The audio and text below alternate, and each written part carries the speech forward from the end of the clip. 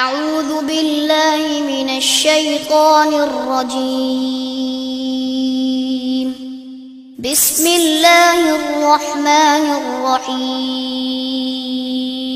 يهده الله فلا مضل له ومن يضلل فلا هادي له وأشهد أن لا إله إلا الله وحده لا شريك له وأشهد أن محمدا عبده ورسوله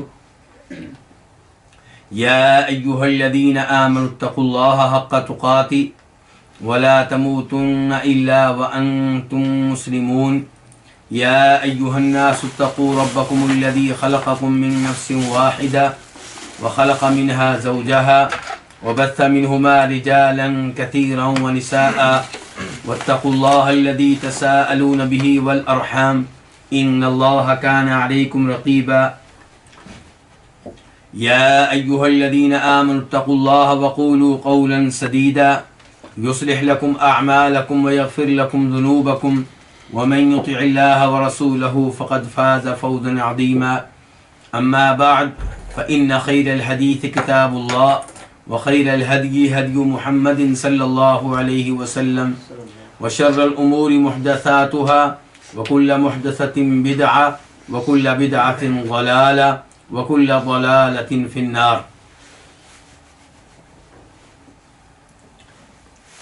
شرح السنہ امام بربہاری رحمہ اللہ کی عظیم الشان تالیف ہے، اور اس کتاب کی علماء کرام کے ہاں بہت زیادہ اہمیت ہے، اس لیے علماء کرام نے اس کتاب کا بہت زیادہ اہتمام کیا ہے۔ اس کتاب کو نمبر لگا کر کئی ایک مسائل میں تقسیم کر دیا گیا ہے، اور یہ عمل یعنی کہ نمبرنگ کا عمل جو ہے یہ بعد میں آنے والے لوگوں نے کیا ہے، اور نمبرز بھی مختلف ہیں، کیونکہ کسی نے ایک جملے کو پچھلے مسئلے کا حصہ بنا دیا، کسی نے اس جملے کو نیا مسئلہ بنا دیا، تو اس لحاظ سے نمبروں میں فرق رہتا ہے، لیکن وہ ایڈیشن جس سے ہم پڑھ رہے ہیں اس کے لحاظ سے آج کا مسئلہ نمبر 34 ہے۔ اور میرے وہ احباب جو اس درس میں شریک ہیں لیکن ان کے پاس کتاب نہیں ہے، ان سے میری درخواست ہے کہ وہ کتاب کا اہتمام کریں، اور پی ڈی ایف جو شیئر کیا گیا ہے واٹس ایپ گروپوں میں، اس سے کتاب کا پرنٹ نکلوائیں اور اس کی جلد بھی کروا لیں، اور پنسل ہاتھ میں ہو، قلم ہاتھ میں ہو، تو پھر کتاب پڑھنے کا لطف جو ہے دوبالا ہو جاتا ہے۔ تو امام بربہاری رحمہ اللہ کہہ رہے ہیں مسئلہ نمبر 34 میں، وَاعْلَمْ جان لو، رحمک اللہ اللہ تعالیٰ آپ پہ اپنی رحمتیں نازل فرمائے، یعنی کہ جان لو، کیا جاننا ہے؟ یہ بتانے سے پہلے امام بربہاری رحمہ اللہ نے ہمیں دعا دی ہے، کہتے ہیں کہ اللہ تعالیٰ آپ پہ رحم فرمائے، اللہ تعالیٰ آپ لوگوں پہ اپنی رحمتیں نازل فرمائے۔ یہ بات جان لو کہ انہ لا طاعۃ لبشر، کسی بھی بشر کی اطاعت جائز نہیں ہے، کسی بھی انسان کا آرڈر ماننا جائز نہیں ہے، فی معصیت اللہ عز وجل، اللہ رب العزت کی نافرمانی میں۔ اس سے پہلے مسائل ان کا تعلق کس سے تھا؟ حکمرانوں کی اطاعت سے۔ امام بربہاری نے ڈٹ کر ہمیں یہ تعلیمات دیں کہ ہم اپنے مسلمان حکمرانوں کی اطاعت کریں، اور ان کی گفتگو توجہ سے سنیں، اور ان کی گفتگو کو اہمیت دیں۔ اس کے بعد وہ کہتے ہیں کہ یہ بات ذہن نشین رہے کہ حکمران ہو یا کوئی اور بشر ہو، کسی بھی بشر کی وہ بات ماننا جائز نہیں ہے جس بات کے ماننے سے اللہ رب العزت کی نافرمانی کا، معصیت کا ارتکاب ہوتا ہو۔ تو امام بربہاری کہتے ہیں کہ یہ بات جان لو، لا طاعت، نہیں اطاعت کی جائے گی، نہیں بات مانی جائے گی، لبشر، کسی بھی بشر کی، فی معصیت اللہ عز وجل، اللہ رب العزت کی نافرمانی میں۔ کون کون سے بشر ہیں جن کی اطاعت عام طور پہ کی جاتی ہے اور شریعت نے ترغیب دی ہے کہ ان کی اطاعت کرنی چاہیے؟ انبیاء کرام علیہم الصلوۃ والسلام۔ انبیاء کرام علیہم الصلوۃ والسلام کی اطاعت آنکھیں بند کر کے کی جائے گی، جی وہاں پہ سوچنے کی ضرورت نہیں ہے۔ ہاں یہ سوچنا پڑے گا کہ کیا انہوں نے یہ آرڈر دیا ہے یا نہیں دیا، کیونکہ کئی دفعہ لوگ انبیاء کرام علیہم الصلوۃ والسلام کی طرف وہ باتیں منسوب کر دیتے ہیں جو ان سے ثابت نہیں ہوتی۔ مثال کے طور پہ علم حاصل کرو چاہے چین جانا پڑے، اس میں کوئی شک و شبہ نہیں ہے کہ قرآن و حدیث میں بہت سی ایسی نصوص ہیں جن سے پتہ چلتا ہے کہ ہر مسلمان مرد کو، ہر مسلمان عورت کو علم لینا چاہیے، علم حاصل کرنا چاہیے اور اس کے لیے محنت کرنی چاہیے، اس کے لیے مشقتیں برداشت کرنی چاہیے اور اس پہ بہت سا اجر و ثواب ہے۔ لیکن اللہ کے رسول علیہ الصلوۃ والسلام نے علم کی ترغیب دیتے ہوئے یہ کہا ہو کہ چاہے چین جانا پڑے علم لو، چاہے چین جانا پڑے، یہ الفاظ آپ علیہ الصلوۃ والسلام سے ثابت نہیں ہیں۔ تو خلاصہ کلام یہ ہے کہ نبی علیہ الصلوۃ والسلام کی ہر بات مانی جائے گی، بلکہ آپ کے ہر آرڈر پہ عمل کرنا واجب ہے جبکہ وہ آرڈر وجوب کے لیے ہو۔ دوسرے نمبر پہ جس انسان کی اطاعت کرنا واجب ہے وہ کون ہے؟ وقت کا حکمران۔ اس کی ہر وہ بات ماننی چاہیے جو شریعت کے خلاف نہ ہو، اور اس بارے میں بہت سی احادیث گزر چکی ہیں۔ مثال کے طور پہ اللہ تعالیٰ فرماتے ہیں یا ایھا الذین آمنوا اطیعوا اللہ واطیعوا الرسول واولی الامر منکم، سورہ نساء ہے، 5واں سپارہ ہے کہ اے ایمان والو اللہ کا ہر آرڈر مانو اور اللہ کے رسول علیہ السلام کا ہر آرڈر مانو، اور جو تم میں سے حکمران ہیں، ذمہ داران ہیں، ان کی بھی باتیں مانو۔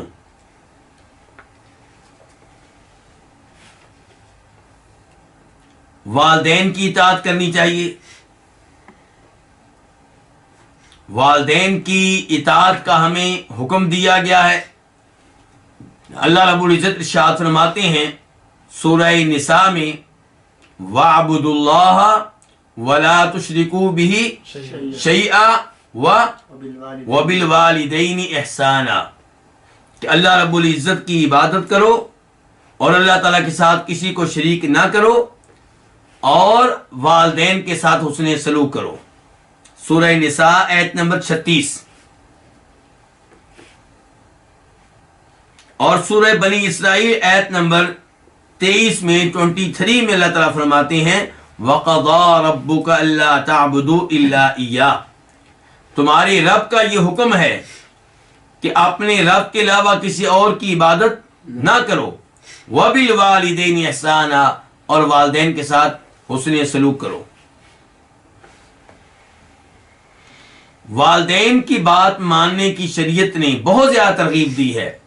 والدین کا دل دکھانا جائز نہیں ہے، ان کی نافرمانی بہت بڑا جرم ہے، بہت بڑا گناہ ہے، لیکن اس سب کے باوجود اللہ تعالیٰ فرماتے ہیں سورہ لقمان میں آیت نمبر 15 میں انشکر لی ولوالدیک، کہ اے انسان میری نعمتوں پہ میرا شکر ادا کرتا رہے، ولوالدیک، اور اپنے والدین کا بھی شکریہ ادا کیا کر، ان کی بھی قدر کیا کر۔ اللہ تعالیٰ نے جہاں اپنا شکر ادا کرنے کا حکم دیا ہے وہاں پہ والدین کا بھی شکر ادا کرنے کا حکم دیا ہے۔ جہاں اللہ نے اپنی عبادت کا حکم دیا ہے اور شرک سے روکا ہے وہیں پہ اللہ نے کہا کہ والدین کے ساتھ بھی اس نے سلوک کرو۔ فرمایا الی المصیر، اللہ تعالیٰ کہتے ہیں میری طرف ہی تم لوگوں نے لوٹ کر آنا ہے، میرے پاس تم لوگوں نے حاضر ہونا ہے، تم مجھ سے بھاگ نہیں سکتے۔ میں نے جو حکم دیا ہے اس پہ عمل کرو گے تو اجر و ثواب ملے گا، نہیں عمل کرو گے تو حساب کتاب ہوگا۔ اس کے بعد اللہ تعالیٰ کہتے ہیں وَإِن جَاهَدَاكَ علی ان تشرک بی ما لیس لک بہ علم، اگر وہ تمہیں مجبور کریں، وہ کون؟ والدین، اگر تمہارے والدین تمہیں اس بات پہ مجبور کریں کہ تم میرے ساتھ ایسی چیزوں کو شریک کرو جن کے بارے میں تمہیں کچھ علم نہیں، کیا مطلب؟ جن کے بارے میں تمہیں کچھ علم نہیں، یعنی کہ جن کے عبادت کے لائق ہونے کا تمہارے پاس کوئی علم نہیں ہے۔ اگر وہ عبادت کے لائق ہوتے تمہارے پاس علم ہوتا کہ یہ عبادت کے لائق ہیں، لیکن کوئی دلیل ایسی نہیں ہے جس کی بنیاد پہ ان کی عبادت کی جائے، تو فرمایا ایسے لوگوں کو میرے ساتھ شریک کرنے کا جب تمہارے والدین حکم دیں تو ان کی بات نہ مانو، فلا تطعہما، ان کی بات نہیں ماننی۔ جبکہ اللہ تعالیٰ کہہ رہے تھے کہ اپنے والدین کا شکر ادا کرتے رہو، اس نے سلوک کرتے رہو، یعنی کہ ان کا دل نہیں دکھانا، ان کی ہر بات ماننی ہے، لیکن جو ہی والدین کا وہ آرڈر آیا جس میں اللہ تعالیٰ کی نافرمانی ہو رہی ہے، فرمایا فلا تطعہما، ان کی یہ بات نہیں ماننی۔ ٹھیک ہے جی، والدین نے غلط آرڈر دے دیا، ان کی بات نہیں ماننی۔ اب انہوں نے چونکہ غلط آرڈر دیا ہے تو انہیں ان کے ساتھ سلوک کیا کرنا ہے، انہیں سزا کیا دینی ہے اس پہ؟ ہاں جی، بغاوت کا اعلان کرنا ہے کہ نہیں کرنا، ان کا تختہ الٹنا ہے کہ نہیں الٹنا، ان کو گھر سے نکالنا ہے یا نہیں نکالنا؟ فرمایا وصاحبہما فی الدنیا معروفا، دین میں ان کی یہ بات نہیں ماننی جو شرک پہ مبنی ہے، کفر پہ مبنی ہے، لیکن دنیاوی امور میں ان کے ساتھ حسن سلوک کرتے رہنا ہے۔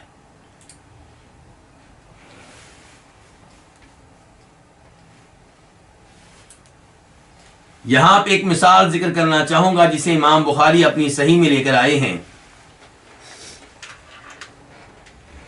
امام بخاری اپنی صحیح میں باب قائم کرتے ہیں، باب وجوب صلاۃ الجماعہ، کہ جماعت کے ساتھ نماز پڑھنا واجب ہے، ضروری ہے، لازمی ہے۔ اس کے بعد کہتے ہیں وقال الحسن، امام حسن بصری فرماتے ہیں ان منعته امه عن العشاء فی الجماعہ، اگر کسی کو اس کی والدہ جماعت کے ساتھ عشاء کی نماز پڑھنے سے روک دیں اور کہیں بیٹا مسجد میں جاؤ گے، گھر سے نکلو گے، ادھر ہی بیٹھے رہو، ادھر ہی پڑھ لو، تو فرمایا اگر وہ منع کر رہی ہے کس لیے؟ شفقتاً، اس پہ ترس کھاتے ہوئے، تو لم یطعها، حسن بصری کہہ رہے ہیں ایسا بچہ اپنی ماں کی یہ بات نہ مانے۔ حالانکہ والدہ نے نماز پڑھنے سے منع نہیں کیا، صرف یہ کہا ہے کہ آج کہاں پڑھ لو؟ گھر میں پڑھ لو، مسجد میں پڑھنے کے لیے نہ جاؤ۔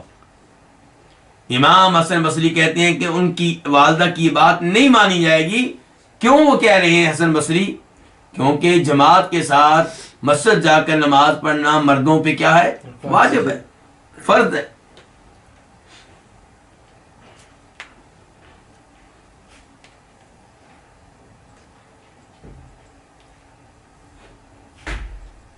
تیسرے نمبر پہ یعنی کہ حکمرانوں کے ساتھ ساتھ والدین کے ساتھ ساتھ تیسرے نمبر پہ جس کی اطاعت کی جاتی ہے وہ کون ہوتا ہے؟ خامد۔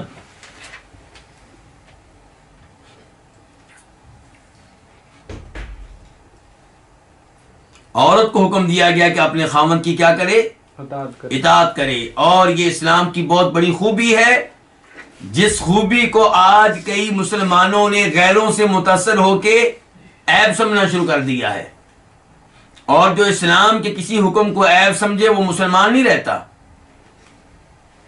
یہ اسلام کی بہت بڑی خوبی ہے، یہ وہ خوبی ہے جس کی وجہ سے گھر محفوظ رہتے ہیں، اجڑنے سے بچ جاتے ہیں، جس کی وجہ سے فیملی کے نظام بڑی خوبصورتی سے چلتا ہے۔ فیملی سے میری مراد کیا ہے؟ میاں بیوی اور بچے۔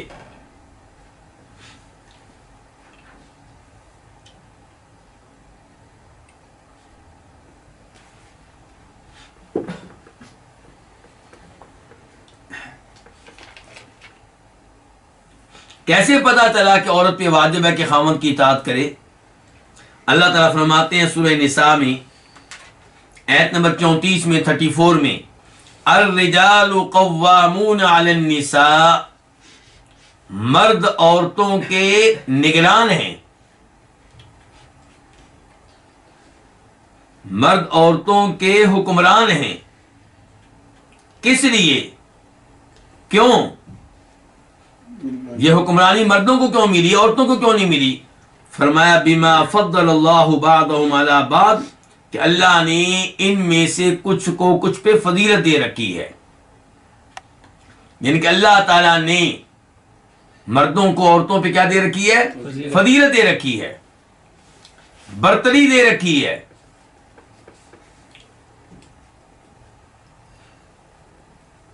وَبِمَا أَنفَقُوا مِنْ أَمْوَالِهِمْ، اور عورتیں اس لیے بھی مردوں کی اطاعت کریں گی کہ اللہ نے مردوں کو پابند بنایا ہے اس بات کا کہ وہ عورتوں کے اوپر کیا کریں؟ خرچ کریں، یعنی کہ مرد پابند ہے اس بات کا کہ وہ عورت کو رہائش فراہم کرے، اسے لباس مہیا کرے، اور اسے غلہ اناج وغیرہ مہیا کرے۔ عورت کی یہ بنیادی ضروریات فراہم کون کرے گا؟ مرد کرے گا۔ جبکہ وہ معاشرے جہاں پہ نعرہ لگتا ہے کہ مرد و عورت برابر ہیں، وہاں پہ عورت بیچاری مردوں کی طرح صبح صبح نکلتی ہے، حالانکہ وہ جسمانی طور پہ کمزور ہے، وہ یہ بوجھ برداشت کرنے کے قابل نہیں ہے، لیکن اسے نکلنا پڑتا ہے، سردی ہو یا گرمی ہو، برفباری کا موسم ہو یا بارش ہو۔ اپنے چھوٹے چھوٹے بچوں کو گھر میں چھوڑ کر ماں کی ممتا یہ برداشت نہیں کرتی کہ میں چھوٹے سے بچے کو چھوڑ کے باہر نکلوں، لیکن ماحول بنا دیا گیا، اس کو نکلنا پڑتا ہے۔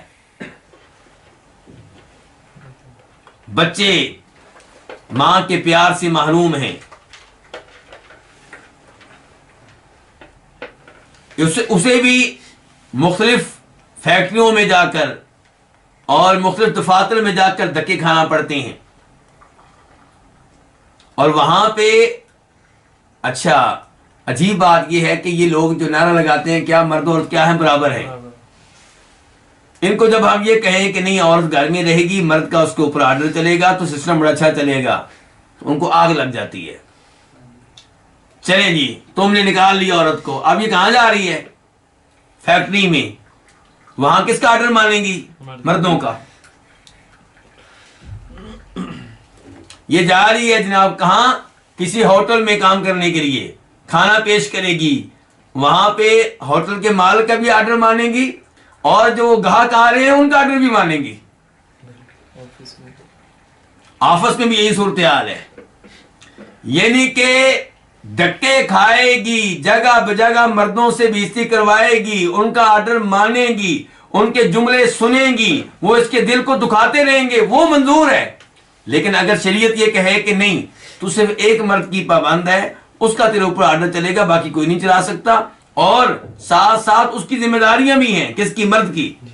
رہائش فراہم کرنا اس کی ذمہ داری، بجلی کے بل جمع کروانا اس کی ذمہ داری، گیس کے بل جمع کروانا اس کی ذمہ داری، بچوں کے کپڑے، تمہارے کپڑے، بچوں کی فیس، سب کچھ اس کی ذمہ داری ہے، تمہاری کوئی ذمہ داری نہیں مالی طور پہ۔ لیکن یہ نظام ان کو اچھا نہیں لگتا، سمت اسلام ظلم کر رہا ہے۔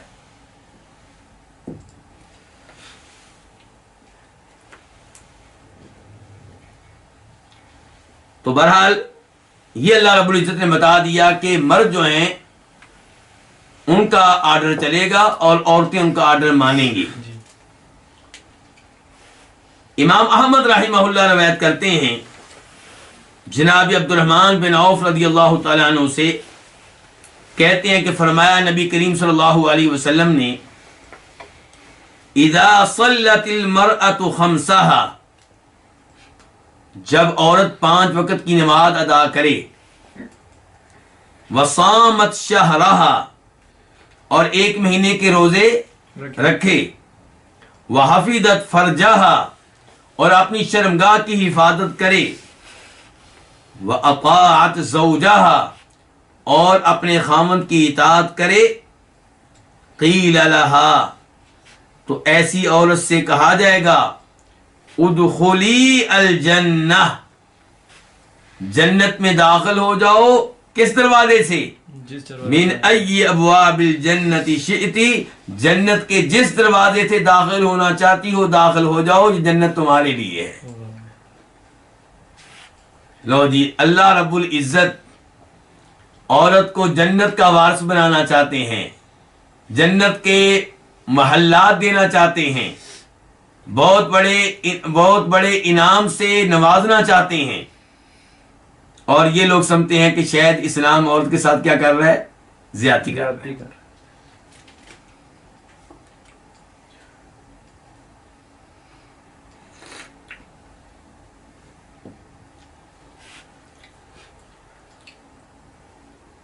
تو یہاں پہ کیا کہا گیا اس حدیث میں؟ اطاعت زوجہا، خامن کی اطاعت کرے گی تو کہا جائے گا جنت میں جس دروازے سے داخل ہونا ہے داخل ہو جاؤ. اس کے بعد ہاں حدیث کا نمبر مسند احمد میں 1661.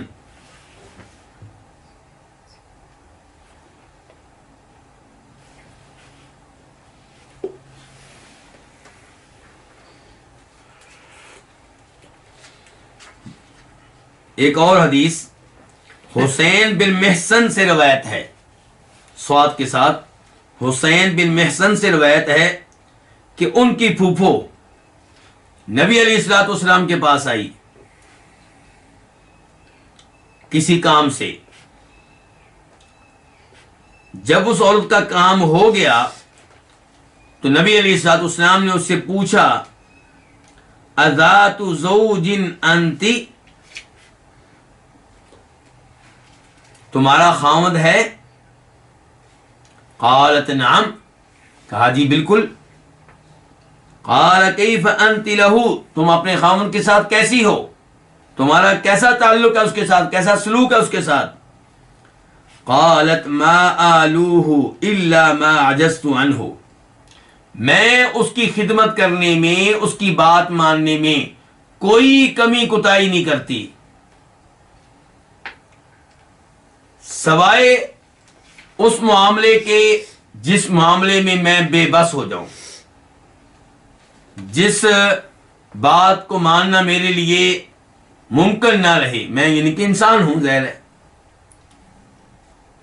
قال تو فرمایا نبی کریم صلی اللہ علیہ وسلم نے فانظری، دھیان سے، این انت منہ، دیکھتی رہنا، اپنا حساب کتاب کرتی رہنا، جائزہ لیتی رہنا کہ تم اس کے معاملے میں کہاں پہ ہو.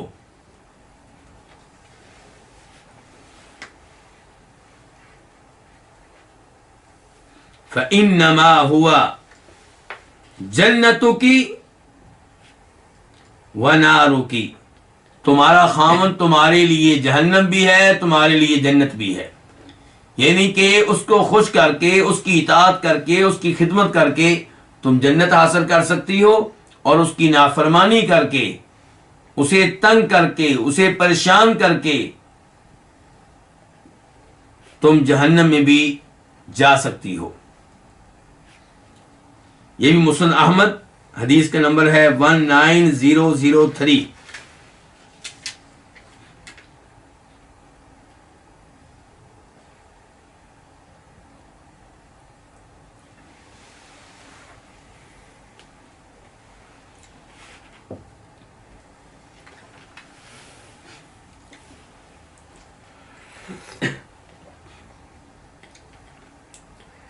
تو پتہ چلا کہ پبلک نے اطاعت کرنی ہے حکمران کی، بچوں نے اطاعت کرنی ہے والدین کی، بیوی نے اطاعت کرنی ہے خاوند کی. اچھا، اگر ہم اسی معاملے کو اب دیکھیں کس لحاظ سے؟ عورتوں مرد کے لحاظ سے، کیونکہ یہ لوگ تو اسی زاویے سے دیکھتے ہیں.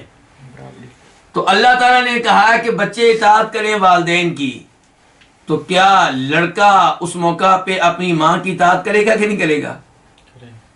تو وہ عورت ہے یا نہیں ہے؟ عورت ہے یا نہیں ہے؟ اس کا مطلب یہ ہے کہ اسلام نے جس کا جو حق بنتا ہے اسے دیا ہے. اسلام نے جس کا جو حق بنتا ہے اسے دیا ہے. اسلام اصل میں ایسا دین ہے جو برابری کی بنیاد پہ نہیں ہے, یہ عدل و انصاف کی بنیاد پہ ہے. اور اس چیز کو سمجھنے کے لیے ایک چھوٹی سی مثال دوں گا کہ برابری کا نعرہ لگانے والے یہ کہنا چاہتے ہیں کہ اگر ایک گھر میں 5 بچے ہیں تو والد اور والدہ 5 کے ساتھ برابر سلوک کریں. ایک بچہ ہے مثال کے طور پہ 1 سال کا, دوسرا 5 سال کا, تیسرا 10 سال کا, چوتھا 12 سال کا, 5واں 15 سال کا. برابر سلوک ہونا چاہیے سب کے ساتھ. کیسے؟ اگر چھوٹے کو آپ نے فیڈر دیا ہے تو 15 سال کے بچے کو اب کیا دیں آپ؟ فیڈر دیں آپ اس کو. اور اگر بڑے کو آپ نے 2 عدد روٹیاں دی ہیں تو 1 سال کے بچے کو بھی 2 عدد روٹیاں دیں. برابری کرنی ہے نا. اور 15 سال کے بچے کے کپڑے آپ لے کر آئے ہیں کس سائز کے؟ 5 میٹر والے. ایسے ہی ہے جی, 5-6 میٹر کے ہوتا ہے نا جی. تو 1 سال کے بچے کے بھی کپڑے کیسے ہوں؟ 5-6 میٹر. یہ ہے ان کی برابری. خرچہ سکول میں جاتے ہوئے خرچہ دینا ہے آپ نے. 5 سال کے بچے کو کتنا دی؟ 50 روپے مثال کے طور پہ. تو وہ جو 10 سال کا اس کو بھی 50 روپے, 12 سال کو بھی 50 روپے, اور 15 سال والے کو بھی 50 روپے, اور فیڈر پینے والے کو بھی 50 روپے دینے ہیں. اس کو بھولنا نہیں ہے کیونکہ ہم برابری کرنا چاہ رہے ہیں. اسلام کہتا ہے نہیں, کیا ہوگا؟ عدل و انصاف. جس کا جو حق ہے اس کو ملے. تو یہی صورتحال ہے مرد و عورت کے معاملے میں بھی. دیکھیں آپ یہ بھول جاتے ہیں جب اسلام یہ کہتا ہے کہ عورت مرد کی بات مانے گی تو وہاں آپ یہ بھول جاتے ہیں کہ اسلام مرد سے کیا کہہ رہا ہے. آج پوچھیں ان عورتوں سے جن کی جوانی تھوڑی سی ڈل چکی ہے. جوانی میں تو خیر وہ عورتیں نعرہ لگاتی ہیں, وہاں پہ کیا نعرہ لگاتی ہیں؟ آزادی اور برابری کا. لیکن جب جوانی تھوڑی سی ڈلتی ہے, جب وہ اس عمر کو پہنچتی ہیں جب کوئی عاشق پوچھنے والا نہیں رہتا, خیال رکھنے والا نہیں رہتا, پھر کمانا پڑتا ہے. عمر بھی ڈل چکی ہوتی ہے, جسم میں طاقت نہیں رہتی. پھر ان بیچاریوں کے ساتھ کیا ہوتا ہے؟ ان سے بات کریں جا کے. وہاں جن عورتوں کو پتا چلتا ہے کہ اسلام یہ حقوق دیتا ہے عورتوں کو, وہ کہتی ہیں اسلام نے تو پھر ان کے عورتوں کو ملکہ بنا رکھا ہے کہ گھر میں رہو آرام سے اے سی میں, اور گھر کے چند کام کرو, ایک خاوند کی بات مانو, اور تمہیں رہائش بھی وہ فراہم کرے, کھانا بھی وہی فراہم کرے, بچوں کا خرچہ بھی اس کے ذمے. یہ تو بڑا اچھا دین ہے. پھر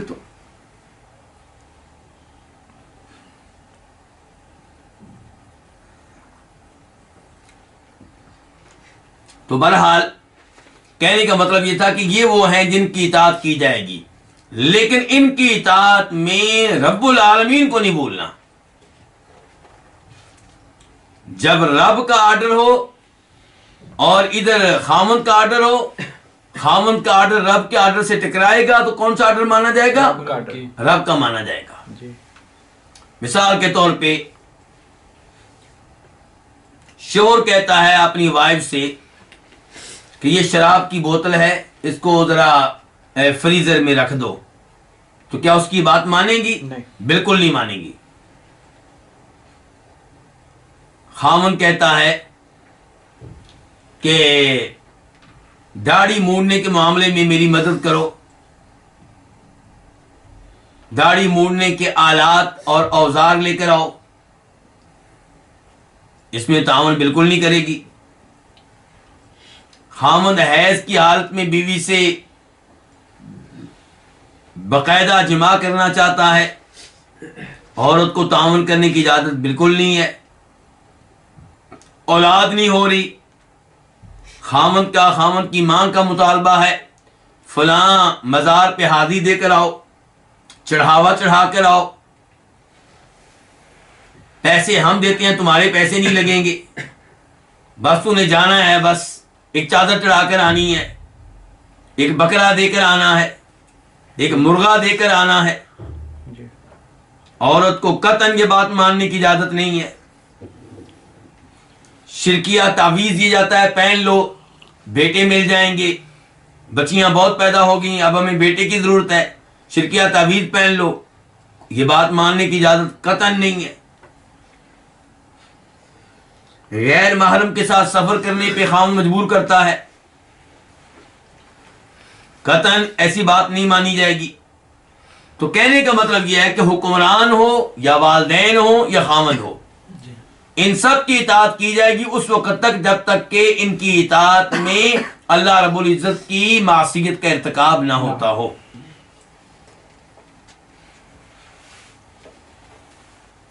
اچھا، یہ الفاظ جو ہے امام بربہاری نے کیا الفاظ استعمال کیے ہیں؟ لا طاعت لبشر فی معصیت اللہ. یہ کہاں سے لیے؟ یہ ایک حدیث کا حصہ ہے. یہ الفاظ باقاعدہ ایک حدیث کا حصہ ہیں. جناب علی رضی اللہ عنہ روایت کرتے ہیں، فرمایا نبی کریم صلی اللہ علیہ وسلم نے لا طاعت لبشر فی معصیت اللہ، کسی بھی بشر کی بات نہیں مانی جائے گی اللہ کی معصیت کے ارتکاب میں.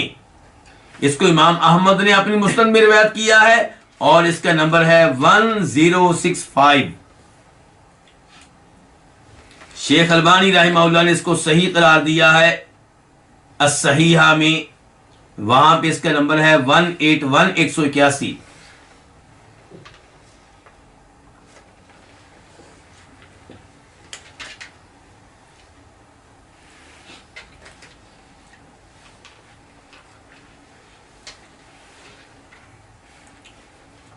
امام بخاری اپنی صحیح میں اور امام مسلم اپنی صحیح میں جناب علی سے روایت کرتے ہیں کہ نبی کریم صلی اللہ علیہ وسلم نے ایک لشکر بھیجا اور اس کے اوپر کمانڈر مقرر کیا گیا ایک انصاری کو،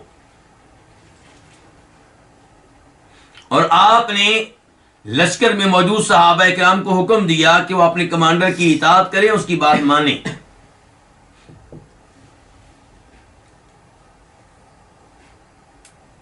لشکر کا امیر، لشکر کا کمانڈر کسی بات پہ ناراض ہو گیا تو اس نے کہا الیس امرکم النبی صلی اللہ علیہ وسلم ان تطیعونی، کیا تمہیں نبی علیہ الصلوۃ والسلام نے یہ آرڈر نہیں دیا تھا کہ تم لوگوں نے میری اطاعت کرنی ہے، میری بات ماننی ہے؟ قالوا بلا، کہنے لگے بالکل. قال فاجمعوا لی حطبا، لکڑیاں جمع کرو. انہوں نے لکڑیاں جمع کر ڈالی. کہا اوقدوا نارا، آگ جلاؤ. انہوں نے آگ جلا دی. اب کہتا ہے ادخلوها، اس آگ میں کود جاؤ. فاراد ناس ان يدخلوها، کچھ لوگوں نے اس آگ میں داخل ہونا چاہا. کیوں؟ کہ اللہ کے رسول نے کہا تھا اپنے امیر کی بات ماننی ہے، یہ اس کو میں تمہارے اوپر حاکم بنا رہا ہوں، تمہارا کمانڈر ہے، تم نے اس کی اطاعت کرنی ہے. تو اس لیے انہوں نے چاہا کہ اس کی بات مانتے ہوئے آگ میں کود جائیں، موت آتی ہے تو آ جائے، لیکن نبی علیہ السلام کی بات ماننی ہے کہ تمہارا جو امیر ہے اس کی بات مانو. دوسرے لوگوں نے کہا انا قد فررنا منها، اور آگ سے بچنے کے لیے ہم نے کلمہ پڑھا ہے، اسلام قبول کیا ہے جہنم کی آگ سے بچنے کے لیے، تو اگر آگ میں کودنا ہے تو پھر کلمہ پڑھنے کے کیا فائدہ؟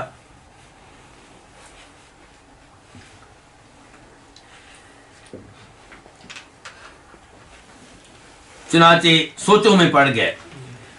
اتنی دیر میں کمانڈر صاحب کا، امیر صاحب کا غصہ ٹھنڈا ہو گیا اور ادھر سے آگ بھی بجھ گئی، وہ بھی ٹھنڈی ہو گئی. تو پھر امیر صاحب چپ ہو گئے. جب نبی علیہ الصلوۃ والسلام کے پاس پہنچے تو یہ کیس آپ کے سامنے رکھا گیا. تو آپ نے کہا لو دخلتموها لم تزالوا فيها الى يوم القیامہ، اگر تم لوگ اس آگ میں داخل ہو جاتے تو قیامت تک آگ ہی میں رہتے، قیامت تک آگ میں رہتے. یہ کون سی آگ تھی جس میں رہتے؟ جہنم کی قیامت تک، قیامت کے بعد کی بات نہیں ہو رہی. قبر میں عذاب دی.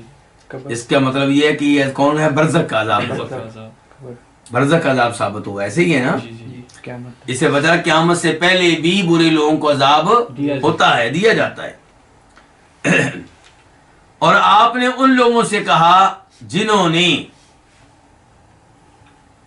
کمانڈر کی بات بالکل نہیں مانی اور ماننے کے بارے میں سوچا بھی نہیں، ان کو آپ نے شاباش دی، ان کی تحسین فرمائی.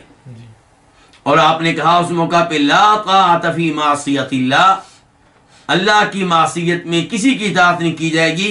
انما الطاعۃ فی المعروف، اطاعت کی جاتی ہے اچھے کاموں میں، خیر کے کاموں میں، بھلائی کے کاموں میں.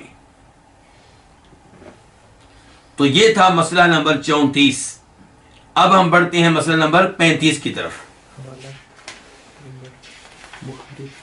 جی یہ بخاری شریف کی حدیث ہے 4340 4340 اور مسلم میں بھی آئی ہے 1840.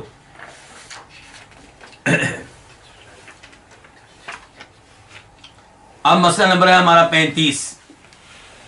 اس میں فرماتے ہیں امام بربہاری رحمہ اللہ ومن کان من اہل الاسلام فلا تشہد له بعمل خیر ولا شر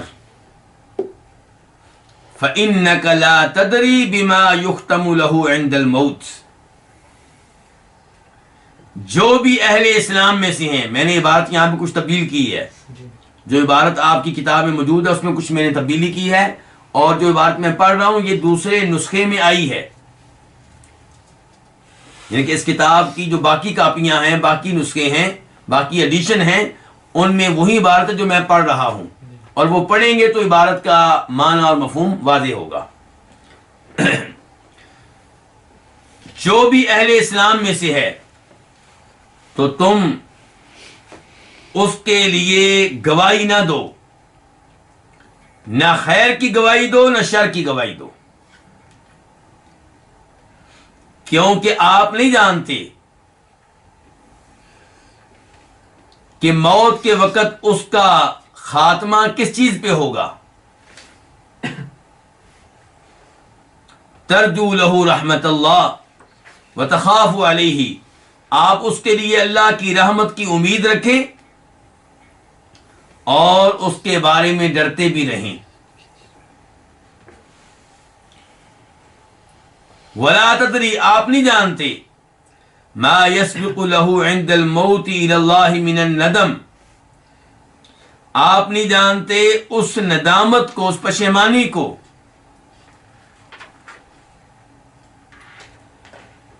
جو موت کے وقت اللہ کی طرف سبقت لے جائے گی.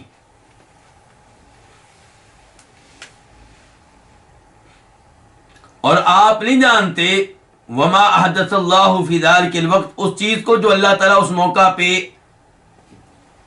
واقع کر دیں گے. اس وقت موت کے وقت جو چیز اللہ واقع کر دیں گے اس کو آپ نہیں جانتے.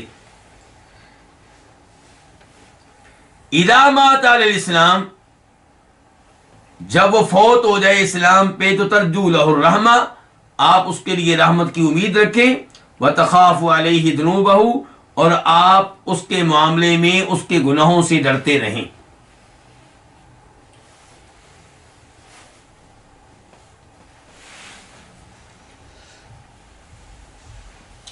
تو اس عبارت کا خلاصہ کیا ہے؟ اس عبارت کا خلاصہ مفہوم یہ ہے کہ جنہوں نے کلمہ پڑھا، جنہوں نے اسلام قبول کیا، ان میں سے کسی کے حق میں آپ یہ گواہی نہ دیں کہ یہ جنتی ہے، اور نہ ہی کسی کے خلاف یہ آپ اعلان کریں کہ یہ کون ہے، یہ جہنمی ہے. جہنمی. مراد کیا ہے اس سے؟ کہ نام لے کر، کسی کا نام لے کر یہ کہیں کہ یہ جنتی ہے، یہ آپ کو حق حاصل نہیں ہے، سوائے ان کے جن کے بارے میں شریعت نے نام لے کر بتا دیا کہ وہ جنتی ہیں. مثال کے طور پہ عشرہ مبشرہ، جی जनाब अबू बकर, जनाब उमर, जनाब उस्मान, जनाब अली, जनाब अब्दुर्रहमान बिन औफ, जनाब साद बिन वक़ास, तलहा बिन उबैदुल्लाह, जुबैर बिन अव्वाम, सईद बिन जैद, ये वो अदीम अबू उबैदा बिन जर्राह, ये वो अदीम सहाबा किराम है जिनका नाम लेकर बता दिया गया जनती हैं। सईदा खदीजा के बारे में बता दिया गया जनती हैं। सईदा फातिमा के बारे में बता दिया गया, हसन हुसैन के बारे में बता दिया गया। तो ये जो जनती लोग हैं जिनका नाम लेकर बता दिया गया, उनका नाम लेकर आप कहेंगे कि जनती हैं। लेकिन जिनका नाम लेकर नहीं बताया गया, उनका नाम लेकर कहना कि जनती हैं, ये दुरुस्त नहीं है।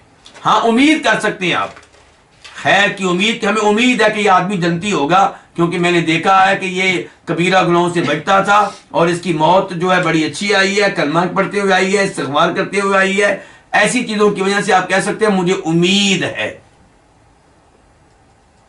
लेकिन आप जन्नत का सर्टिफिकेट तकसीम करते फिरें, नाम लेकर कहें कि ये जनती है, ये आपको हक हासिल नहीं है। ये मामला किसके हाथ में है? अल्लाह के हाथ में है।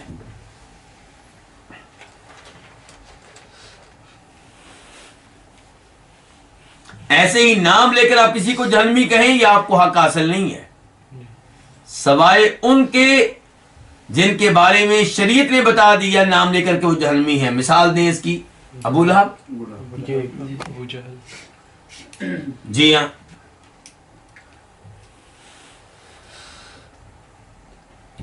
जहां तक ताल्लुक है इस बात का कि नाम लिए बगैर आप कहें कि वो जनती हैं और वो जहन्नमी हैं, तो ये जायज है। मिसाल के तौर पे आप कहेंगे कि वो ईमान वाले जो तौहीद के ऊपर हैं, कुफ्र और शिरक नहीं करते, वो कहां जाएंगे? जन्नत में जाएंगे। ये नाम लिए बगैर, तहदीद किए बगैर। और जो कुफ्र और शिरक के ऊपर फौत होंगे वो कहां जाएंगे? जहन्नम में जाएंगे। तो नाम लिए बगैर ये कहना बिल्कुल ठीक है। लेकिन नाम लिए बगैर, लेकिन नाम लेकर कहना जहन्नमी है, आप नहीं कहेंगे, हत्ता के काफिर के बारे में भी नहीं कहेंगे। क्यों? आपको नहीं पता कि उसकी मौत किस हाल में किस हाल में हुई है। आपको क्या पता उसने आखिरी चंद मिनटों में कलमा पढ़ लिया हो, अल्लाह ने उसको ईमान लाने की तौफीक दे दी हो और वो जन्नत में चला गया हो। ये हम नहीं जानते। ना हम मोमिन के बारे में जानते हैं, मुसलमान के बारे में, कि आखिरी वक्त में उसने क्या किया। कहीं ऐसा तो नहीं कि मौत की शिद्दत में उसने कोई कलमा कुफर कह दिया हो।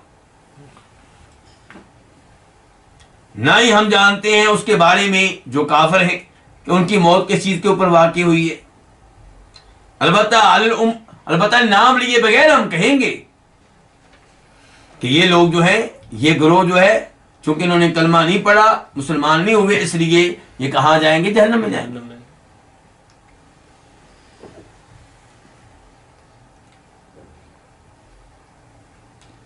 तो अब सवाल ये पैदा होता है कि इमाम बरबहारी रहमहुल्लाह ने अकीदा लिया तो कहां से लिया? क्या ये अकीदा उनसे पहले दीगर अइम्मा किराम ने बयान किया है? तो आइए सबसे पहले चलते हैं किस इमाम के पास? इमाम है अहमद, इमाम अहमद बिन हम्बल। उनके अकीदे की किताब का नाम क्या है जी? उसूल सुन्ना। मसला नंबर 36 कहते हैं, वला नशहदु अला अहदिम मिन अहलिल क़िबला बिअमलिन यअमलुहु बिजन्नतिन वला नार।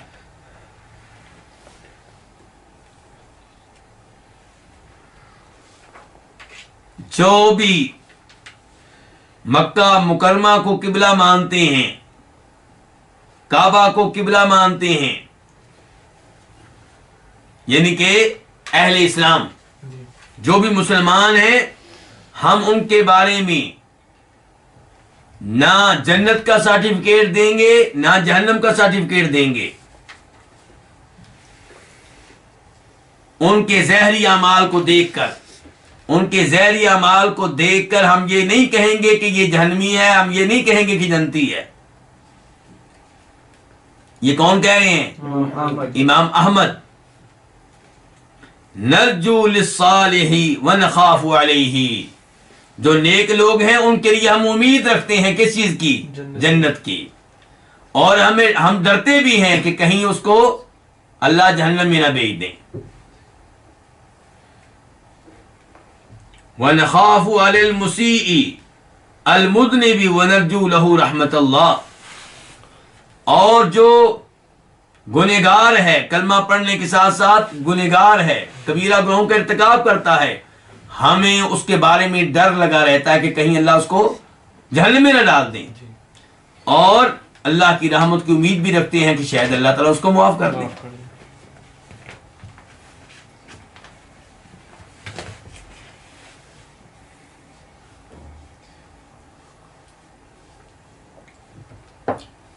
اب آئیے امام طحاوی کی طرف،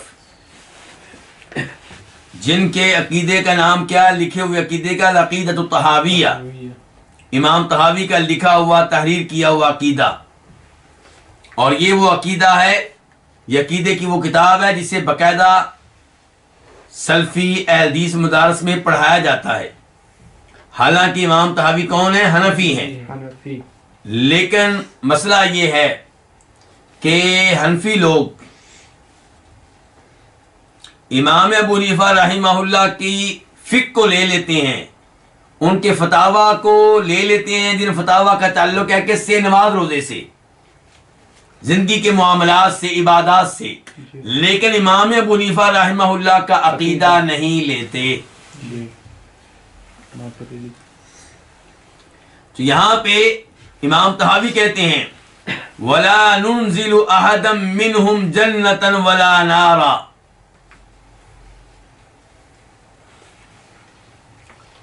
ہم ان میں سے کسی کو بھی جنت میں یا جہنم میں نہیں بھیجتے. وَلَا نَشْهَدُ عَلَيْهِمْ بِكُفْرٍ وَلَا شِرْكٍ وَلَا نِفَاقٍ، اور نہ ہم ان میں سے کسی کو کافر قرار دیتے ہیں اور نہ مشرک قرار دیتے ہیں، نہ منافق قرار دیتے ہیں، ما لم يظهر منهم شيء من ذلك، جب تک کہ ایسی کوئی چیز واضح نہ ہو جائے. وَنَذَرُ سَرَائِرَهُمْ إِلَى اللَّهِ تَعَالَى، اور ہم ان کے دلی معاملات کو کس کے سپرد کرتے ہیں؟ اللہ تعالیٰ کے سپرد کرتے ہیں.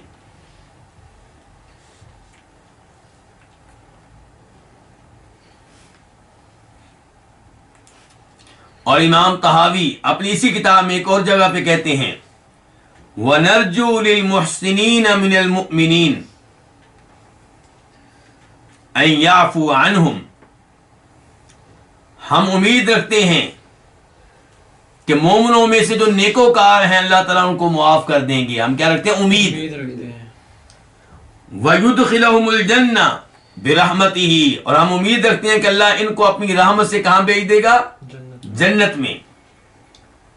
وَلَا نَأْمَنُ عَلَيْهِمْ، لیکن ہم ان کے معاملے میں بے خوف نہیں ہیں، ڈر لگا رہتا ہے ہمیں کہ شاید اللہ تعالیٰ جنت میں نہ بھیجے. وَلَا نَشْهَدُ لَهُمْ بِالْجَنَّةِ، اور ہم ان کے حق میں جنت کی گارنٹی نہیں دیتے، جنت کی گواہی نہیں دیتے. وَنَسْتَغْفِرُ لِمُسِيئِهِمْ، اور ان میں سے جو گناہگار ہے ہم اس کے لیے دعائیں مغفرت کرتے ہیں. وَنَخَافُ عَلَيْهِ، اور ہمیں اس کے بارے میں ڈر بھی رہتا ہے.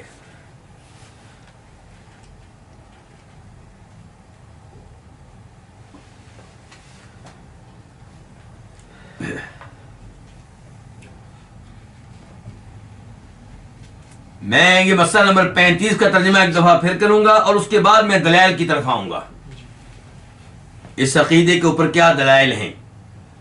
دیکھیں امام بربہاری کہہ رہے ہیں وَمَنْ كَانَ مِنْ أَهْلِ الْإِسْلَامِ فَلَا تَشْهَدْ لَهُ بِعَمَلِ خَيْرٍ وَلَا شَرٍ، جو بھی اہل اسلام میں سے ہے، جو بھی مسلمان ہے، تو اس کے بارے میں گواہی نہ دینا خیر والے اعمال کی اور نہ ہی شر والے اعمال کی. فَإِنَّكَ لَا تَدْرِي بِمَا يُخْتَمُ لَهُ عِنْدَ الْمَوْتِ، کیونکہ آپ نہیں جانتے کہ موت کے موقع پہ اس کا خاتمہ کس چیز پہ ہوا. ترجو لہو رحمت اللہ وتخاف علیہ، آپ اس کے لیے اللہ کی رحمت کی امید رکھیں اور اس کے معاملے میں ڈرتے بھی رہیں.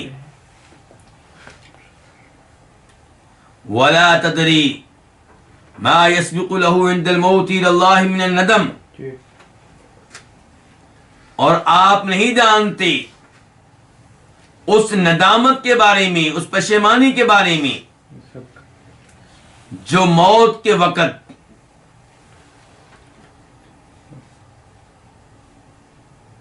اس کے حق میں اللہ تعالی کی طرف سبقت لے جاتی ہے،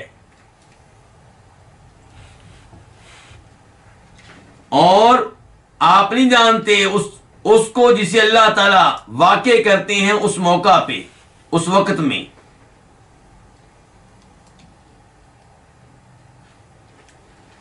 اذا مات علی الاسلام، جب فوت ہو جائے اسلام پہ، ترجو لہ الرحمہ، تو آپ اس کے لیے رحمت کی امید رکھیں.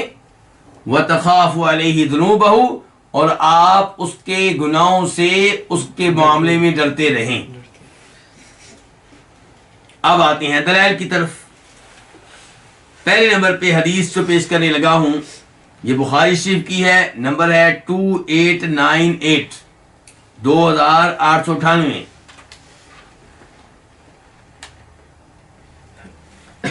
حدیث کے راوی ہیں سہل بن سعد الساعدی.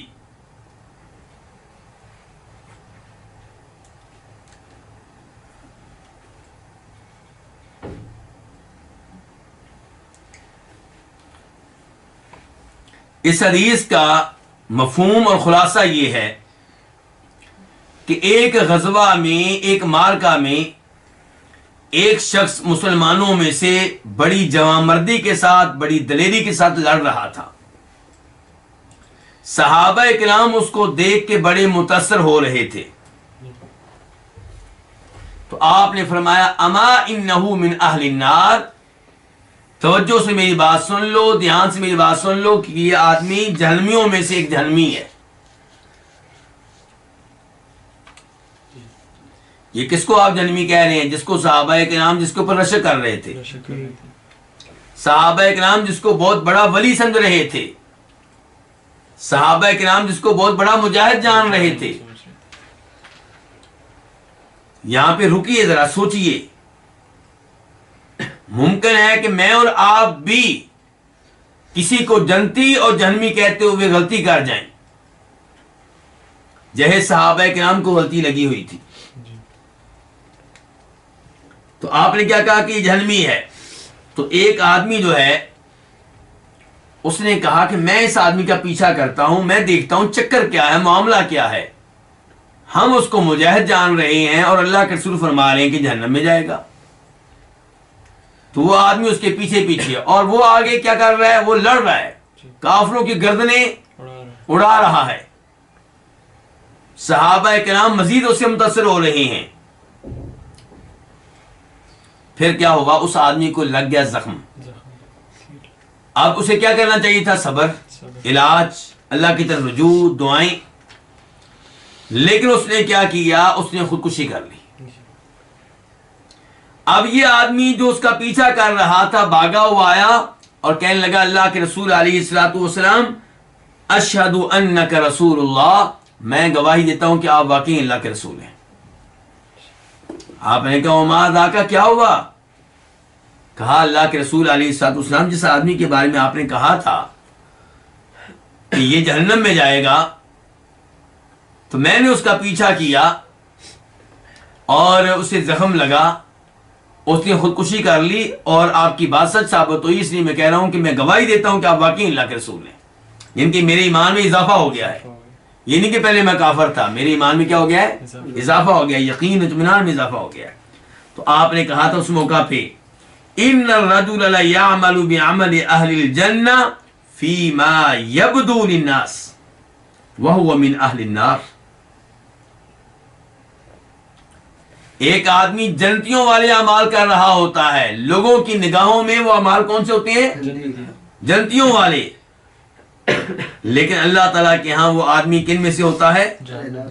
جہنم والوں میں سے ہوتا ہے۔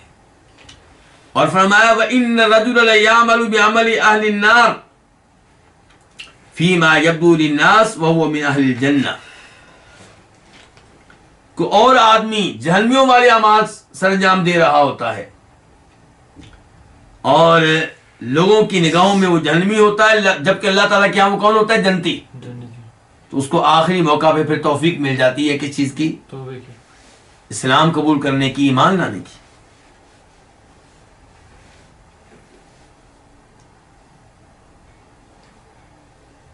تو اس حدیث سے کیا سبق ملا؟ کسی کو جنتی ہے جنت، کہ صحابہ کرام جس کو مجاہد اعظم جان رہے تھے اور اس نے کلمہ بھی پڑھا ہوا تھا، ظاہر اللہ کے رسول کے زمانے میں تھا، صحابی بھی تھا، لیکن اس کا انجام اچھا نہیں نکلا۔ کئی علماء کرام نے لکھا ہے کہ شاید وہ منافق تھا، اس نے کلمہ اندر سے پڑھا ہوا نہیں تھا۔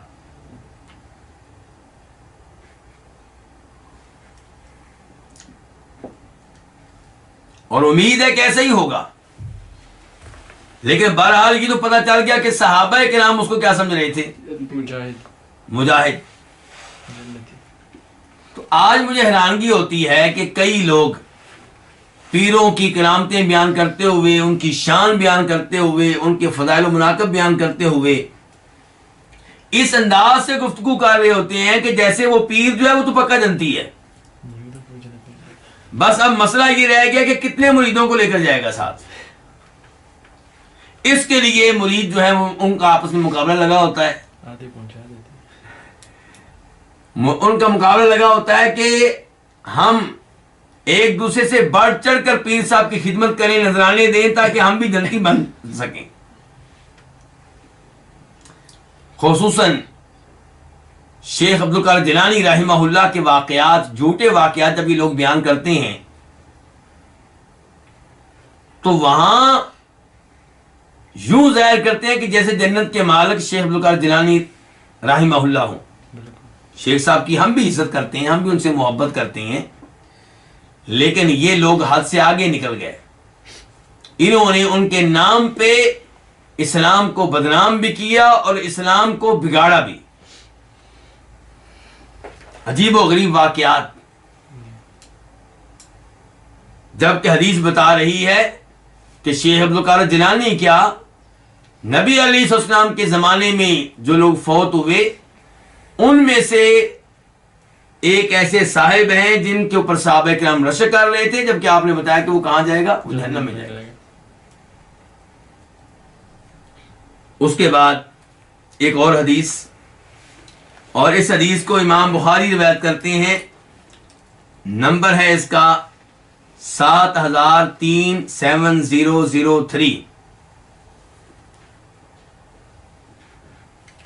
راویہ ہے ام العلا، انصاری عورت ہیں۔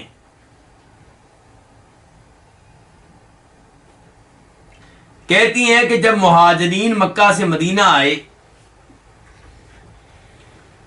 تو انہیں تقسیم کر دیا گیا، اور تقسیم کس طرح ہوئی ہے؟ قرآن اندازی کے ذریعے۔ تقسیم کیسے ہوئی ہے؟ کون سا مہاجر کون سے انصاری کا بھائی بنے گا؟ ام علا کہتی ہیں ہمارے حصے میں کون آئے؟ عثمان بن مظعون۔ ہمارے حصے میں کون آئے؟ عثمان بن مظعون۔ کہتی ہیں ہم نے ان کو اپنے گھر میں رکھا تو وہ بیمار ہو گئے، اور یہاں پہ وہی بیماری مراد ہے جس بیماری میں بعد میں وہ فوت ہوئے۔ کہتی ہیں کہ جب وہ فوت ہوئے تو انہیں غسل دیا گیا، کفن پہنا دیا گیا، تو اللہ کے رسول علیہ الصلوۃ والسلام تشریف لائے۔ آپ نے کہا، تو کہتی ہیں میں نے کہا آپ کی موجودگی میں، رحمت اللہ علیہ ابا صائب، اے ابو صائب، کس کو کہا جا رہا ہے؟ عثمان بن مظعون کو۔ اے ابو صائب، اللہ کی رحمتیں تمہارے اوپر نازل ہوں۔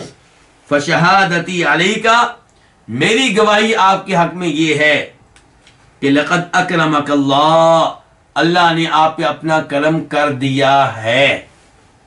یہ نہیں کہا کہ کر دے گا، کیا کہا؟ کر دیا ہے. کر دیا.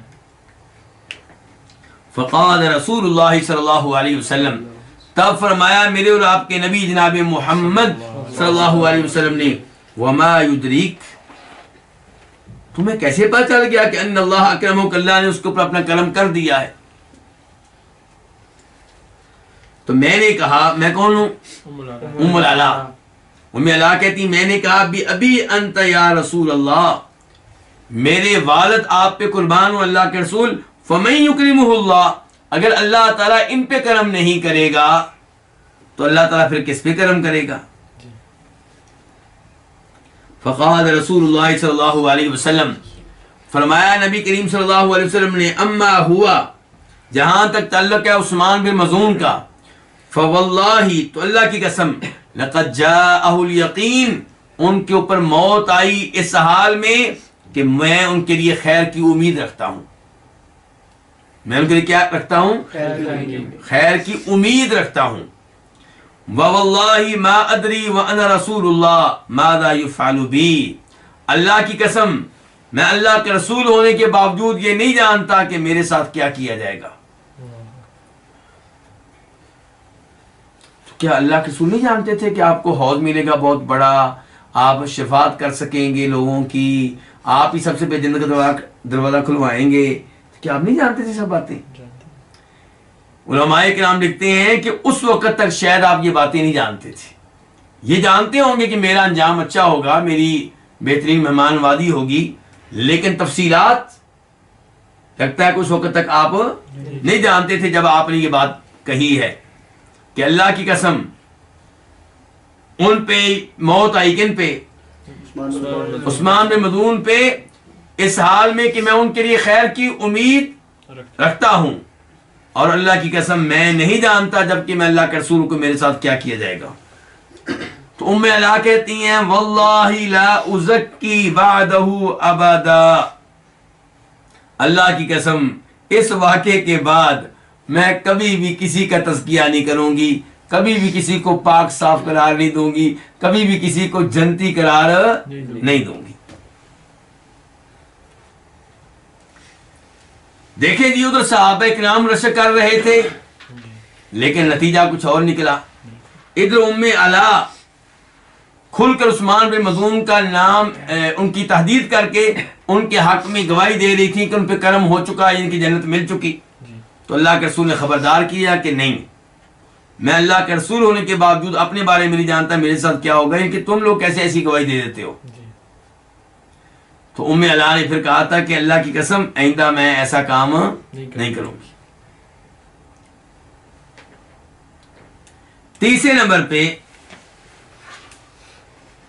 ہمارے پاس حدیث ہے، حدیث انس. مسند احمد میں اس کا نمبر ہے 12214، 12214.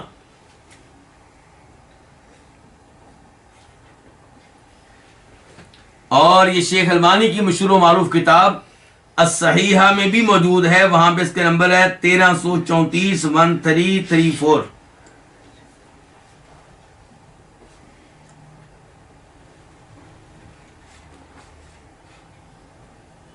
تو فرماتے ہیں اس حدیث میں نبی کریم صلی اللہ علیہ وسلم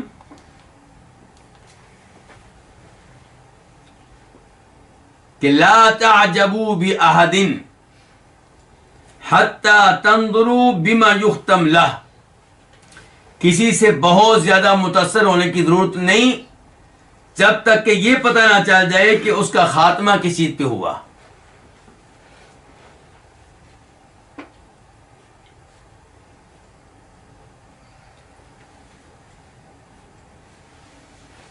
فإن العامل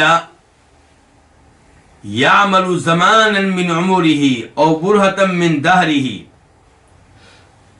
کیونکہ عمل کرنے والا ایک عرصے تک عمل کرتا ہے،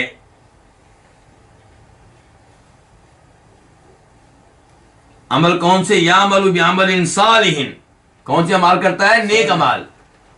لو مات علیہ دخل الجنہ، وہ ایسے عمال کرتا ہے کہ اگر ان کے اوپر موت آ جائے تو کہاں جائے گا؟ جنت میں جائے گا. لیکن ہوتا کیا ہے؟ ثم یتحول، پھر وہ تبدیل ہو جاتا ہے. فیعمل عملا سیئا، تو کون سے اعمال سے انجام دیتا ہے؟ برے اعمال. وَإِنَّ الْعَبْدَ لَيَعْمَلُ الْبُرْهَةَ مِنْ دَهْرِهِ بِعَمَلٍ سَيِّئٍ، اور کوئی بندہ ایک عرصے تک برے اعمال سے انجام دیتا رہتا ہے، اگر وہ اسی ہاتھ میں فوت ہو جائے تو کہاں جائے گا؟ جہنم میں. لیکن ہوتا کیا ہے؟ ثم يتحول، پھر وہ تبدیل ہو جاتا ہے. فَيَعْمَلُ عَمَلًا صَالِحًا، تو وہ کون سی عمال سے انجام دیتا ہے؟ نیک عمال. وَإِذَا أَرَادَ اللَّهُ بِعَبْدٍ خَيْرًا اسْتَعْمَلَهُ قَبْلَ مَوْتِهِ، اور جب اللہ تعالیٰ کسی بندے کے ساتھ خیر کا ارادہ فرماتے ہیں تو اللہ تعالیٰ اسے اس کی موت سے پہلے کیا کرتے ہیں؟ اس کے موافق عمل کی توفیق دیتے ہیں، اس کو نیک اعمال کی توفیق دیتے ہیں، اس کو استعمال کرتے ہیں. تو صحابہ کرام نے کہا اے اللہ کے رسول کیف یستعملہ، اللہ تعالیٰ اس کو کیسے استعمال کرتے ہیں؟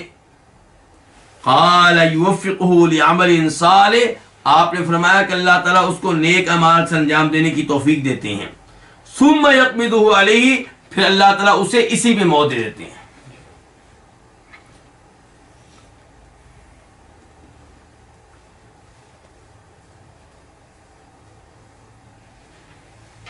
تو ان احادیث سے وہی عقیدہ معلوم ہوا جو کون بیان کر رہے ہیں؟ امام بربہاری. اچھا، امام بربہاری نے کیا کہا ہے کہ آپ اہل اسلام میں سے کسی کے حق میں یا کسی کے خلاف شہادت نہ دیں، گواہی نہ دیں. کس کی؟ کسی بھی خیر کی اور کسی بھی شر کی. تو یہاں پہ خیر سے مراد جنت ہے، شر سے مراد جہنم ہے. ورنہ نیک اعمال کا تذکرہ تو کر سکتے ہیں، گارنٹی آپ نہیں دے سکتے کہ وہ جنت میں جائے گا، کہاں جائے گا، لیکن آپ یہ تو کہہ سکتے ہیں کہ بہت اچھے اعمال کرتا تھا، بڑی لمبی نماز پڑھتا تھا، بڑی اذانیں دیتا تھا، بڑا متقی تھا. اور ایسی شر کی بات بھی کی جا سکتی ہے، خصوصاً جب کہ شر ایسے آدمی کی طرف سے ہو جس کا شر جو ہے وہ معروف ہو، بہت زیادہ ہو اور مسلمانوں کے لیے نہایت تکلیف دہ ہو.